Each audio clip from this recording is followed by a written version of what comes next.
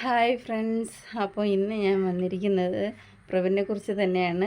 ബാക്കി ഭാഗങ്ങളിൽ കുറേശ്ശായിട്ടാണ് ഞാനിപ്പോൾ പാർട്ടായിട്ട് അവൻ്റെ ക്യാൻസർ ജീവിതത്തിനെക്കുറിച്ച് ഞാൻ പറഞ്ഞുകൊണ്ടിരിക്കുന്നത്. അപ്പോൾ വളരെ വിഷമിച്ച് കുറച്ച് പ്രശ്നങ്ങളും കാര്യങ്ങളൊക്കെ ആയതുകൊണ്ട് ഞാൻ വീഡിയോസ് ഇടാൻ കുറച്ച് ലേറ്റായി. കാരണം എനിക്ക് നല്ല മനസ്സിനകത്തൊക്കെ വല്ലാത്തൊരു വിഷമമായിരുന്നു കേട്ടോ. അതുകൊണ്ടാണ് ഞാൻ വീഡിയോസ് ലേറ്റായത് ഇടാൻ. എല്ലാവരും എന്നോട് ക്ഷമിക്കണേ. ഓക്കെ, അപ്പം മനസ്സ് എൻ്റെ അടുത്തില്ല കേട്ടോ. ഒന്ന് കുളിച്ച് ഫ്രഷ് ആവുമ്പോൾ ഞാൻ ഓൾറെഡി റെഡി ആവുമെന്ന് വിചാരിച്ചു. പക്ഷേ നമ്മൾ ദേഹത്തിരിക്കുന്ന അഴുക്ക് കളയും പോലെ അല്ലല്ലോ മനസ്സിലെ ഭാരം കളയുന്നത്. അത് നമ്മുടെ കൂടെ തന്നെ ഇനി ഉണ്ടാവും അങ്ങോട്ടുള്ള ദിവസങ്ങളിൽ. അപ്പോൾ എന്തൊക്കെ ആയാലും അതവിടെ അങ്ങനെ തന്നെ ഇരുന്നോട്ടെ. ഇപ്പോൾ ഞാൻ വന്നതെന്ന് പറയുന്നത് നമ്മുടെ പ്രബിൻ്റെ കഴിഞ്ഞ കുറച്ച് ദിവസങ്ങളായിട്ട് ഞാൻ പറഞ്ഞുകൊണ്ടിരിക്കുന്ന ചില കാര്യങ്ങൾ, അതായത് നമ്മുടെ ജീവിതത്തിൽ നടന്ന കുറച്ച് കാര്യങ്ങളാണ് ഞാൻ പറഞ്ഞുകൊണ്ടിരിക്കുന്നത്. അങ്ങനെ ഞാൻ പറഞ്ഞു നിർത്തിയത് RCCയിൽ നമ്മൾ വീണ്ടും അഡ്മിറ്റായി കീമോ എടുക്കാൻ തുടങ്ങിയ കാര്യങ്ങളെക്കുറിച്ചാണ് പറഞ്ഞത്. അപ്പോൾ ഇന്നലെ ഞാൻ ഹോസ്പിറ്റലിൽ പോയതിന് ശേഷമാണ് എൻ്റെ തലയ്ക്കകത്ത് വല്ലാത്തൊരു ഭാരം കയറിയത് കേട്ടോ. ആ ഭാരം ഇനി കുറേശ്ശായിട്ട് മെല്ലെ മെല്ലെ താഴ്ന്നു വരുമെന്ന് തന്നെയാണ് എനിക്ക് തോന്നുന്നത്. എന്തായാലും അതങ്ങനെ ഇരിക്കട്ടെ. നമുക്കപ്പോൾ ഇനി അങ്ങോട്ട് മുന്നോട്ട് പോവാം അല്ലേ. എന്തായാലും നമ്മളങ്ങനെ കീമോയ്ക്ക് അഡ്മിറ്റ് ആകുന്നു. അടുത്ത കീമോ 5 ദിവസത്തെ കീമോയും 2 ദിവസത്തെ ട്രിപ്പ് പിന്നെ കൗണ്ടിൻ്റെ ഇഞ്ചക്ഷൻ ഇത്രയും എടുത്തു കഴിഞ്ഞാലേ അവരെ ഡിസ്ചാർജ് ചെയ്യൂ. അങ്ങനെ ഡിസ്ചാർജൊക്കെ വാങ്ങി പിന്നെ നമ്മൾ ഈ വീടുകളിൽ ഞാൻ പറഞ്ഞില്ലേ, ഒരു വീട്ടിലും ആണ് നമ്മൾ താമസിച്ചുകൊണ്ടിരിക്കുന്നത്. 600ഓളം രൂപയോളമാണ് ഒരു ദിവസം നമ്മൾ കൊടുക്കുന്നത്. അപ്പോൾ ഞങ്ങൾക്ക് അതിൻ്റേതായിട്ടുള്ള ബുദ്ധിമുട്ടുള്ളത് കൊണ്ട് ഞങ്ങൾ ഇങ്ങനെ എവിടെയെങ്കിലും ഈ റൂമുകൾ കിട്ടുമെന്ന് ഇങ്ങനെ അന്വേഷിച്ചുകൊണ്ട് തിരിഞ്ഞപ്പോൾ കുമാരപുരത്ത് മെഡിക്കൽ കോളേജുമായിട്ട് ബന്ധപ്പെട്ട് കുമാരപുരത്ത് മെഡിക്കൽ കോളേജിൽ നിന്ന് ഒരു 1/2 കിലോമീറ്ററോളം നമുക്ക് നടക്കണം. അപ്പോൾ അത്രയും ഭാഗത്തായിട്ട് ഒരു ഡീപ്പോൾ എന്ന് പറഞ്ഞ ഒരു സെൻറ്റർ ഉണ്ടെന്ന് ഞങ്ങൾ കേട്ടു. അപ്പോൾ അവിടെ ഒരു ദിവസത്തേക്ക് 50 രൂപയാണ് കേട്ടോ. രാവിലെ ഉച്ചയ്ക്ക് വൈകുന്നേരം 3 നേരം ഫുഡുണ്ട്. അപ്പോൾ ഒരു ദിവസം 50 രൂപയാണ്. ഫുഡിനൊന്നും നമ്മൾ പൈസ കൊടുക്കണ്ട, ഓൾറെഡി 50 രൂപയാണെന്ന് അറിഞ്ഞു. അപ്പോൾ ഞങ്ങൾ ഇത് കേട്ടപ്പോൾ ഭയങ്കരമായിട്ട് സന്തോഷിച്ചു. 50 രൂപ തന്നെയല്ലോ, നമുക്ക് അവിടെ പോയി ഒന്ന് സംസാരിക്കാം, ആ അച്ഛനുമായിട്ടൊന്ന് സംസാരിക്കാമെന്ന് വിചാരിച്ചു. അപ്പോൾ അവിടെ അങ്ങനെ രാവിലെ ഞങ്ങൾ ഒരു ദിവസം വൈകുന്നേരമാണ് ഞങ്ങളിങ്ങനെ ഓട്ടോ വിളിച്ച് ഇങ്ങനെ കുറേ കടന്ന് അലഞ്ഞു തിരിഞ്ഞാണ് ഇത് ഈ ഒരു ഭാഗം കണ്ടുപിടിക്കുന്നത്. അപ്പോൾ ഞങ്ങൾ അവിടെ പോകുന്നത് ഒരു 3 മണിയൊക്കെയാണ് വൈകുന്നേരം. അപ്പോൾ അവിടുത്തെ ഈ കാഷ്യറായിട്ടിരിക്കുന്ന കൊച്ച് എൻ്റെ കൂടെ പറഞ്ഞു, ഒരു രാവിലെ ഒരു 7 മണിയൊക്കെ ആകുമ്പം വരെയാണെങ്കിൽ ഇവിടെ അച്ഛനുണ്ടാവും. അപ്പോൾ അച്ഛനോട് ഓൾറെഡി നിങ്ങൾ സംസാരിച്ചാൽ ഈ ഒരു സംഭവത്തെക്കുറിച്ച് നിങ്ങൾക്ക് എന്താണെന്ന് റൂമുണ്ടോ ഇല്ലയോ എന്നുള്ളതൊക്കെ പറയും. ഞങ്ങൾക്ക് അതിൻ്റെ ഉത്തരവാദിത്വം ഇല്ല എന്നാണ് പറഞ്ഞത്. അങ്ങനെയാണെങ്കിൽ ശരിയെന്ന് പറഞ്ഞുകൊണ്ട് ഞങ്ങൾ രാവിലെ 6:45 അവിടെ പോയി സ്റ്റോപ്പ് ചെയ്ത് നിൽക്കുകയാണ് കേട്ടോ. അങ്ങനെ ഞങ്ങൾ 7 മണിയായപ്പോൾ അച്ഛനെ കാണുന്നു, സംസാരിക്കുന്നു. ഞങ്ങളുടെ പ്രബിൻ്റെ കാര്യങ്ങളൊക്കെ പറഞ്ഞപ്പോൾ തന്നെ അവർ നമ്മുടെ ആധാറും അവൻ്റേതായിട്ടുള്ള കാര്യങ്ങൾ പ്രൂഫ് RCCയിലെ രജിസ്ട്രേഷൻ കാർഡ് എല്ലാം നമ്മളോട് ചോദിച്ചു. നോക്കി എല്ലാം കഴിഞ്ഞിട്ട് ഞങ്ങളോട് പറഞ്ഞു, ഓ ശരി നിങ്ങൾ വന്നോ എന്ന് പറഞ്ഞു. എന്നിട്ട് അവർ പറയാണ് താഴെ റൂമില്ല, നിങ്ങൾ ഒരു നില മുകളിലായിരിക്കും റൂം തരുന്നത്. അപ്പോൾ അവനെ എങ്ങനെയാണ് കയറാൻ പറ്റുക എന്നൊക്കെ ചോദിച്ചപ്പോൾ ഞങ്ങൾക്ക് 50 രൂപയ്ക്ക് കിട്ടുകയല്ലേ, അപ്പോൾ പിന്നെ എന്തായാലും നമുക്കത് ഭയങ്കര സന്തോഷം. അല്ലെങ്കിൽ ഞങ്ങൾ എടുത്തുകൊണ്ടാണ് അവനെ നടക്കുന്നത്. അപ്പോൾ ഞങ്ങൾ എടുത്തുകൊണ്ട് അവനെ കൊണ്ട് കയറി ഇറങ്ങിയൊക്കെ ചെയ്യാം എന്ന് പറഞ്ഞു.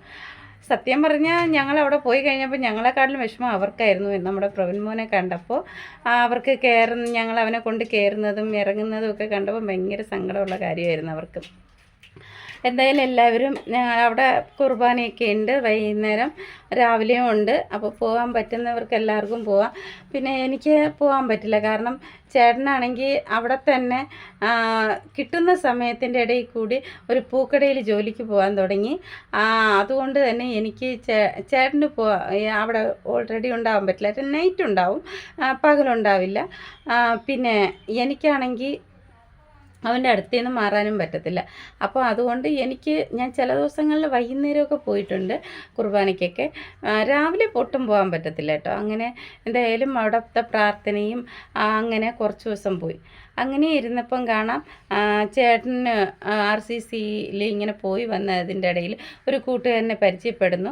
അപ്പോൾ പരിചയപ്പെട്ട ഒരു കൂട്ടുകാരൻ ഇങ്ങനെ പറഞ്ഞു, ലൂർദ് മാത എന്ന് പറഞ്ഞിട്ട് നമ്മുടെ ഉള്ളൂരിലേക്ക് പോകുന്ന വഴിയിൽ പെട്രോൾ പമ്പിൻ്റെ നേരെ ഓപ്പോസിറ്റ് ഭാഗത്തായി ലൂർദ് മാത എന്ന് പറഞ്ഞിട്ട് അപ്പോൾ മഠമാണ്. അപ്പോൾ അവിടെ ചെന്ന് ഒന്ന് അന്വേഷിച്ച് നോക്ക്, ഫ്രീ ആണ് എന്ന് പറഞ്ഞു. ശരി, ഇവിടെ 50 രൂപ കൊടുക്കണമെന്നുള്ളത് മാത്രമേ ഉണ്ടായിരുന്നുള്ളൂ. എന്നാലും ഇവിടെ അവന് പറ്റുന്നില്ല കേട്ടോ, ഇൻഫെക്ഷൻ ആവുന്നുണ്ട്.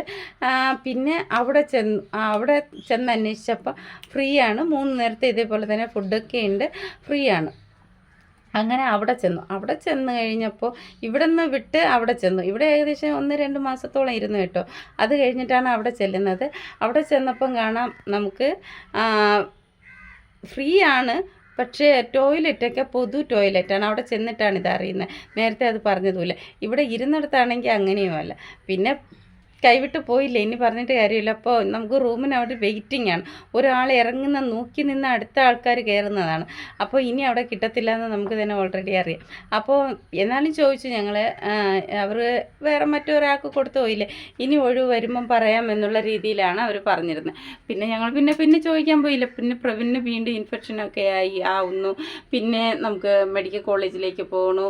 ഹാർട്ടുമായിട്ടൊക്കെ ഭയങ്കര ബന്ധം. അതായത് ഈ ഇൻഫെക്ഷൻ കൂടുന്ന സമയത്ത്, ഈ പനി കൂടുന്ന സമയത്ത് പ്രവീണിൻ്റെ ഹാർട്ട് കിടന്ന് നല്ലപോലെ തുടിക്കും. അപ്പോൾ നമ്മൾ അവിടെ ഇങ്ങനെ ഹാർട്ടിൻ്റെ പ്രശ്നം വല്ലതും ആണോ എന്ന് പറഞ്ഞ് അവിടെ നിന്ന് വീണ്ടും മെഡിക്കൽ കോളേജിലേക്ക് അയക്കുന്നു. അങ്ങനെ കുറേ കിടന്ന് അലഞ്ഞ് ഹാർട്ടുമായിട്ട് ബന്ധപ്പെട്ട വല്ല അസുഖമാണോ എന്ന് നോക്കാൻ വേണ്ടി അവിടെ ഒരാഴ്ച അഡ്മിറ്റ് ചെയ്യുന്നു. മെഡിക്കൽ കോളേജിൽ അഡ്മിറ്റ് ചെയ്യുന്നു. അതെല്ലാ ടെസ്റ്റുകളും ചെയ്യുന്നു. അവിടെ ഹാർട്ടുമായിട്ടൊന്നും ഒരു പ്രശ്നമില്ല എന്നുള്ള റിസൾട്ട് കിട്ടുന്നു. എക്കോ എടുക്കുന്നു. എക്കോയുടെ റിപ്പോർട്ട് ഒരു കുഴപ്പമില്ല എന്നുള്ള റിപ്പോർട്ട് കിട്ടുന്നു. അങ്ങനെ എല്ലാ കാര്യങ്ങളും കഴിഞ്ഞ് വീണ്ടും നമ്മൾ RCCയിലേക്ക് പോകുന്നു. അങ്ങനെ ഇൻഫെക്ഷൻ കൂടി ശരീരം മൊത്തം ആകമാനം നീരൊക്കെ വീണ്ടും കൂടി ഇൻഫെക്ഷൻ ആയപ്പോൾ ഞങ്ങൾക്ക് വേറെ ഒരു വഴിയും ഇല്ലാതെ ഞങ്ങൾ ഡോക്ടർ പറഞ്ഞു അവനെ സെപ്പറേറ്റ് ആയിട്ട് തന്നെയാണ് എല്ലാ കാര്യങ്ങളും അവന് വേണ്ടത്. ഒരുപാട് ദൂരെ പോകാനും പാടില്ല. അങ്ങനെ ഞങ്ങൾ റൂം വാടകയ്ക്ക് എടുക്കുന്നു. ഒരു വീടായിട്ട് ഏകദേശം 10 രൂപ അടുപ്പിച്ച് വരുന്ന ഒരു വീട് നമ്മൾ വാടകയ്ക്ക് എടുക്കുന്നു. നമ്മളെ കൊണ്ട് പറ്റിയിട്ടല്ല കേട്ടോ, ഞങ്ങൾക്ക് വേറെ 1-2 പേര് മുഖേനയാണ് ഞങ്ങൾക്ക് ആ ഒരു വീട് കിട്ടുന്നത്. അപ്പോൾ അവർക്ക് എല്ലാവരും ആ പേര് പറയുന്നത് ഞാനിപ്പോൾ ഈ വീഡിയോസ് എടുത്ത് കണ്ടിട്ട് എല്ലാവരും എന്നെ വിളിക്കുന്നുണ്ട്. ടീച്ചറിനും കുഴപ്പമൊന്നുമില്ല, പക്ഷേ മറ്റു ചിലർക്ക് അവരുടെ പേര് പുറത്ത് വിടുന്നതിൽ ഇച്ചിരി ബുദ്ധിമുട്ടുണ്ട്.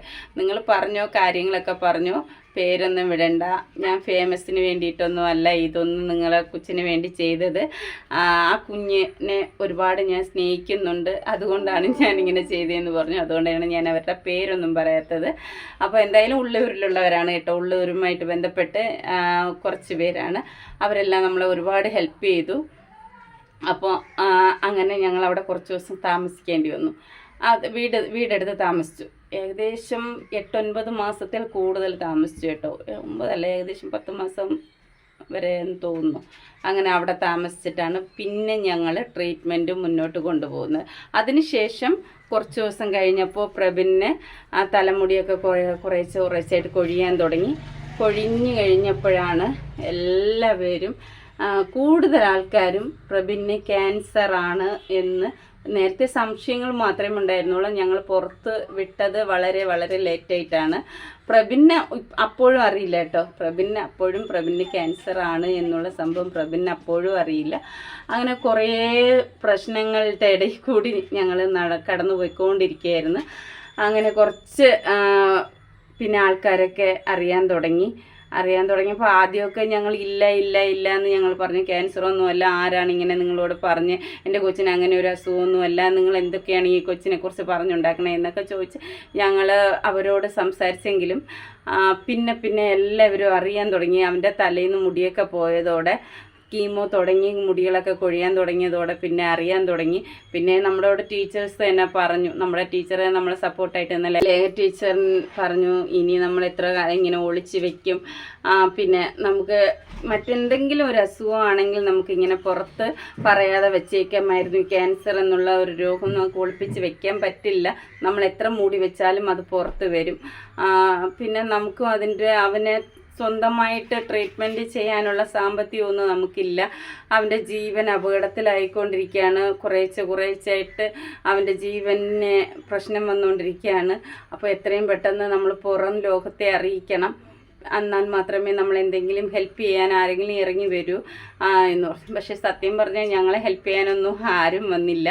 ഈ ടീച്ചേഴ്സും ടീച്ചറിൻ്റെ കുറച്ച് കൂട്ടുകാരും പിന്നെ ടീച്ചറിന് ഏറ്റവും പ്രിയപ്പെട്ട ഒരു ഏഞ്ചൽ ടീച്ചർ എന്ന് പറഞ്ഞ ഒരു ടീച്ചർ, അവരും അവരുടെ പള്ളി വകയായിട്ടും അവരുടെ കുറച്ച് കൂട്ടുകാരും ബന്ധുക്കാരും അങ്ങനെ കുറച്ച് പേരുടെ സഹായം മാത്രമേ ഞങ്ങൾക്ക് കിട്ടിയിട്ടുള്ളൂ.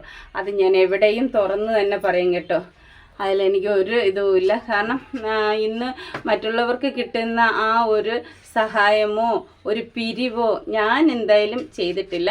എൻ്റെ പ്രഭിൻ്റെ പേര് പറഞ്ഞ് പിരിവെടുത്തവരുണ്ട്. ഇന്ന് രേണുസുതി പറയുന്നത് പോലെ തന്നെ പിരിവെടുത്തവരുണ്ട്.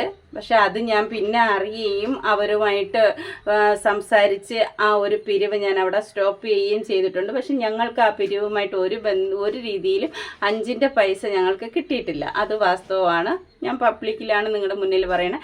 അതുകൊണ്ട് തന്നെ എനിക്ക് ഒരു കള്ളത്തരം ഇല്ലാത്തതുകൊണ്ടാണ് ഞാൻ പറയുന്നത്. പിരിവ് നടത്തിയിട്ടുണ്ട്. അത് എങ്ങനെ ഞാൻ അറിഞ്ഞു എന്ന് പറഞ്ഞു കഴിഞ്ഞാൽ, ഞങ്ങളുടെ സ്കൂൾ വഴി തന്നെ ഒരു ടീച്ചറിൻ്റെ വീട്ടിൽ പ്രഭിൻ്റെ പേരും പറഞ്ഞ് പ്രഭിൻ്റെ ഫോട്ടോ വെച്ച് പിരിവിന് ചെന്നപ്പോൾ ആ ടീച്ചർ മുഖേന മറ്റൊരു ടീച്ചറെ വിളിച്ചറിയിക്കുകയും ആ ടീച്ചർ എന്നെ വിളിച്ചറിയിക്കുകയും ഇങ്ങനെ പ്രഭിൻ്റെ പേരിൽ പിരിവ് ചെയ്യുന്നുണ്ടോ എന്ന് ചോദിക്കുകയും ഞാൻ പറഞ്ഞു, ഇല്ല ടീച്ചറെ, ഞാൻ മനസ്സുകൊണ്ട് അറിഞ്ഞ കാര്യമോ അല്ല ടീച്ചറെ എന്ന് പറയുകയും തുടർന്ന് ഇതെവിടെ നിന്നാണ് ഈ ഒരു പിരിവ് വന്നത് എന്ന് ഞാൻ അന്വേഷിച്ച് കണ്ടുപിടിക്കുകയും ആ പിരിവ് എടുത്തവരെ അല്ലെങ്കിൽ പറഞ്ഞു വിട്ടവരെ ഞാൻ സംസാരിച്ച് നിർത്തലാക്കുകയും ചെയ്തിട്ടുണ്ട്. പക്ഷേ ഇന്നും അവർ ഒരുപക്ഷെ ഗൾഫ് രാജ്യങ്ങളിലോട്ടൊക്കെ അയച്ച് അവർ പിരിവ് എടുക്കുന്നുണ്ടോ എന്തോ എനിക്ക് അതിനെക്കുറിച്ച് അറിയില്ല. എന്തായാലും പിരിവിൽ പ്രഭിൻ്റെ പേരിൽ പിരിവെടുത്ത് 5ൻ്റെ പൈസ എനിക്ക് തന്നിട്ടില്ല. അത് 100% സത്യമാണ്. പിന്നെ പ്രഭിൻ്റെ പേര് പറഞ്ഞ് നന്നായവരുണ്ട്, പ്രഭിൻ്റെ പേര് പറഞ്ഞ് നന്നായവരുണ്ട്. അത് നമ്മുടെ വീടിൻ്റെ തൊട്ടടുത്തായിട്ടുള്ള ഒരു ചർച്ചുമായിട്ട് ബന്ധപ്പെട്ടാണ്. ആ വീഡിയോ ഞാൻ ചെയ്യും. പക്ഷേ അതിന് കുറച്ച് ഡീറ്റെയിൽസ് കൂടെ എനിക്ക് കിട്ടാനുണ്ട്. കിട്ടിക്കഴിഞ്ഞാൽ ഉറപ്പായിട്ടും അവർക്കെതിരെ ഞാനൊരു വീഡിയോ ഉറപ്പായിട്ടും ചെയ്യും. അതെൻ്റെ ചാനലിൽ ഇപ്പോൾ അല്ല, കുറച്ച് ദിവസങ്ങൾ കൂടെ കഴിഞ്ഞിട്ടാണ് ഞാനത് ഇടുള്ളൂ. പ്രൂഫുണ്ട് എൻ്റെ കയ്യിൽ, അവരുടെ ഫോട്ടോസുണ്ട്, എല്ലാം ഉണ്ട്. അപ്പോൾ ഈ എല്ലാവരുടെയും ഫോട്ടോസ്, അതായത് ആ ചർച്ചുമായിട്ട് ബന്ധപ്പെട്ട ആ ഒരു പാസ്റ്ററിൻ്റെയും ഫോട്ടോ എൻ്റെ കയ്യിലുണ്ട്. ആ പാസ്റ്റർ പരിചയപ്പെടുത്തി തന്ന ഒരു 2 പേരുണ്ട്, അവരുടെ ഫോട്ടോയും എൻ്റെ കയ്യിലുണ്ട്, വീഡിയോ അടക്കമുണ്ട് കേട്ടോ. അപ്പോൾ അതൊക്കെ ഞാൻ ഇല്ലെങ്കിൽ നാളെ ഒരു ദിവസം ഞാൻ പുറത്ത് ഇതേപോലെ വീഡിയോ ചെയ്ത് തന്നെ ഞാൻ അവിടെ അവരുടെ മുഖം പബ്ലിക്കിൽ കൊണ്ടുവരും. കാരണം എൻ്റെ കുഞ്ഞിനെ പറ്റിച്ചതുപോലെ തന്നെ ഒത്തിരി പേര് അവർ പറ്റിക്കുന്നുണ്ട്. പക്ഷേ ആ മാറ്റർ ഞാൻ ഇവിടെ നിർത്തുകയാണ്. എനിക്ക് അവരുടെ കാര്യങ്ങൾ പറയാൻ പോയാൽ സത്യം പറഞ്ഞാൽ എനിക്ക് നല്ല ദേഷ്യം വരും. അതുകൊണ്ട് ഞാൻ ഇവിടെ നിർത്തുകയാണ്. എന്തായാലും അതിനെക്കുറിച്ച് ഞാൻ വീഡിയോ എന്തായാലും ഇടും കേട്ടോ. അപ്പോൾ അങ്ങനെ പിരിവൊന്നും എടുത്തല്ല ഞാൻ എൻ്റെ കുഞ്ഞിനെ നോക്കിയത്. എൻ്റെ ടീച്ചേഴ്സിൻ്റെ സഹായത്തോടെയൊക്കെയാണ് എൻ്റെ കുട്ടിയെ ആദ്യ സർജറി കഴിയുന്നത്. സത്യം പറഞ്ഞാൽ ഞങ്ങൾക്ക് ആ സർജറിക്ക് വേണ്ടി മാത്രമുള്ള ഒരു എമൗണ്ട് മാത്രമേ ഞങ്ങൾക്ക് കിട്ടിയിട്ടുള്ളൂ കേട്ടോ. അല്ലാതെ ഒരു 5ൻ്റെ പൈസ ഞങ്ങൾക്ക് കൂടുതൽ കിട്ടിയില്ല. അതിൻ്റെ പേരിൽ ആരെന്നോട് എന്തൊരു പ്രൂഫ് വേണമെന്ന് ചോദിച്ചാലും ഇന്ന് ഞാനത് കൊടുക്കാൻ റെഡിയാണ്. അതുകൊണ്ട് അത് ഞാൻ അത്രയും കൺഫേം ആയിട്ടാണ് പറയുന്നത്. അങ്ങനെ RCCന്ന് ഞങ്ങൾക്ക് ആ ഒരു സർജറിക്ക് വേണ്ട ഒരു ചെറിയൊരു എമൗണ്ട് ഞങ്ങൾക്ക് അവിടെ നിന്നും കിട്ടിയിട്ടുണ്ട്. അങ്ങനെ നല്ലൊരു സഹായം അവിടെ നിന്ന് ഞങ്ങൾക്ക് കിട്ടിയിട്ടുണ്ട്. അങ്ങനെ അവൻ്റെ ആദ്യ സർജറി നടക്കുന്നില്ല, നടക്കാൻ ഇനിയും ദിവസങ്ങളുണ്ട് കണ്ടോ. അതായത് അവൻ്റെ 4 സൈക്കിൾ കീമോ കംപ്ലീറ്റ് ആയാൽ മാത്രമേ നമുക്ക് സർജറിയുമായിട്ട് അങ്ങോട്ട് പോകാൻ പറ്റുള്ളൂ. അങ്ങനെ ഞങ്ങൾക്ക് 2024 നവംബർ മാസത്തിൽ സർജറി പറയുന്നുണ്ട്. പക്ഷെ ഞങ്ങളത് എടുക്കാൻ കൂട്ടാക്കുന്നില്ല. കാരണം എന്നാന്ന് പറഞ്ഞാൽ അവൻ്റെ കാല് ഫുള്ളായിട്ട് എടുത്ത് മാറ്റണമെന്നാണ് ഡോക്ടറിൻ്റെ നിർദ്ദേശമായിരുന്നത്. അപ്പോൾ അത് ഞങ്ങൾക്ക് ഉൾക്കൊള്ളാൻ കഴിയുന്നില്ല. അതുമാത്രമല്ല, പ്രഭിന് മെല്ലെ മെല്ലെ നടക്കാനും തുടങ്ങി കീമോയൊക്കെ എടുത്ത് കഴിഞ്ഞപ്പോൾ. എന്തായാലും അതുകൊണ്ടോ എന്തോ എനിക്കറിയില്ല, എനിക്ക് സർജറി ചെയ്യാൻ മനസ്സില്ല. അപ്പം നടക്കുന്നുണ്ടല്ലോ എന്ന് പറഞ്ഞ് ഞാൻ ഡോക്ടറോട് പറഞ്ഞപ്പോൾ ഡോക്ടർ പറഞ്ഞു ആ എല്ല് പൊട്ടിപ്പോവാൻ സാധ്യതയുണ്ട്, അതുകൊണ്ട് അവനെ നടത്താൻ പാടില്ല എന്ന് പറഞ്ഞു. പിന്നെ അവനെ അങ്ങനെ നടത്താറുമില്ല ഞങ്ങൾ. എന്നാലും സർജറി വേണ്ടെന്ന് പറഞ്ഞു. അങ്ങനെ എന്നിട്ടും ഡിസംബർ 24-ാം തീയതി സർജറി പറഞ്ഞു. ആ ഡിസംബർ 24-ാം തീയതി നമ്മൾ സർജറിക്ക് സമ്മതിക്കുന്നില്ല. അങ്ങനെ 2 ദിവസം കഴിഞ്ഞപ്പോൾ ഞങ്ങളെ ഡോക്ടർ വിളിച്ച് സംസാരിച്ചു. ഇങ്ങനെ സർജറി ചെയ്യാതിരുന്ന അവൻ്റെ ജീവന് പ്രശ്നമാണ്, അതുകൊണ്ട് നിങ്ങൾ എത്രയും പെട്ടെന്ന് സർജറി ചെയ്യുക. ഒരു ഫുള്ളായിട്ട് എടുത്ത് മാറ്റാൻ നിങ്ങൾക്ക് സമ്മതമല്ലെങ്കിൽ റൊട്ടേഷൻ പ്ലാസ്റ്റിക് സർജറി എന്ന് പറഞ്ഞിട്ടൊരു സംഭവമുണ്ട്. അപ്പോൾ റൊട്ടേഷൻ പ്ലാസ്റ്റിക് സർജറി എന്ന് പറയുന്നത് ഇപ്പോൾ അവൻ്റെ കാല് നമ്മൾ എങ്ങനെയാണ് വെച്ചിരിക്കുന്നത് ആ ഒരു മെത്തേഡിനെ കുറിച്ചാണ് ഡോക്ടർ നമ്മളോട് പറഞ്ഞു തന്നത്. അത് വിശദമായിട്ട് എന്നോടും പ്രഭിനോടൊക്കെ പറയുന്നുണ്ട് കേട്ടോ. അപ്പം ആ സമയത്തൊക്കെ പ്രഭിൻ്റെ രോഗമാണ്, പ്രഭിന് ഈ ഒരു രോഗമാണെന്നൊക്കെ അറിയുന്നുണ്ട് കേട്ടോ. അറിഞ്ഞതിന് ശേഷമാണ് ഈ സർജറി നടക്കുന്നത് 2025.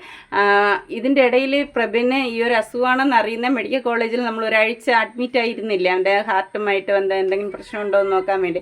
ആ സമയത്താണ് പ്രഭിന് ക്യാൻസർ ആണെന്ന് അവൻ അവിടെ വെച്ചാണ് അറിഞ്ഞപ്പോൾ കുറച്ച് പ്രശ്നങ്ങളൊക്കെ ആയിരുന്നു. പിന്നെ അത് അവൻ കുറച്ച് കൂളായി സമാധാനപ്പെട്ട് അതിന് കുറച്ച് പ്രശ്നങ്ങളൊക്കെ ആയിരുന്നു. അതിനെക്കുറിച്ചൊന്നും ഞാനിപ്പോൾ പറയുന്നില്ല. ഇപ്പോൾ അത് കഴിഞ്ഞ് അവൻ ഓക്കെ ആയി കേട്ടോ, ഓക്കെ ആയി വന്നു. അങ്ങനെ ജനുവരി 9-ാം തീയതി സർജറി ഫിക്സാക്കുകയാണ്. അപ്പോൾ ഇതിൻ്റെ ബാക്കി ഭാഗം ഞാൻ അടുത്ത ഒരു വീഡിയോയിൽ ചെയ്യുന്നതാണ്. അപ്പോൾ ഇന്ന് ഇത്രയേ ഉള്ളൂ. എന്തായാലും എൻ്റെ വീഡിയോ എൻ്റെ പ്രഭിൻ്റെ ക്യാൻസറുമായിട്ട് ബന്ധപ്പെട്ട കുറച്ച് ചെറിയ ചെറിയ കാര്യങ്ങളാണ് ഞാൻ വളരെ ചുരുക്കിയാണ് ഇവിടെ ഞാൻ നിങ്ങളെ മുന്നിൽ അത് പറയുന്നത്.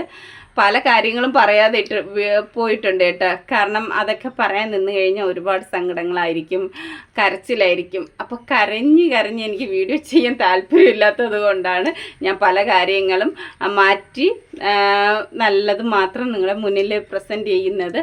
അപ്പോൾ എന്തായാലും നിങ്ങളെല്ലാവരും വീഡിയോ കാണുക, സപ്പോർട്ട് ചെയ്യുക. പുതിയതായിട്ട് ചാനൽ കാണുന്നവരാണെങ്കിൽ പ്ലീസ് ഒന്ന് സബ് ചെയ്യുക. അതോടൊപ്പം ലൈക്ക് അടിച്ച് കമൻ്റ് ഇട്ട് ഫ്രണ്ട് ആവുക. ഓക്കെ, അപ്പോൾ എല്ലാവർക്കും ഒരുപാട് സന്തോഷത്തോടെ അടുത്തൊരു വീഡിയോയിൽ കാണാം. ബൈ.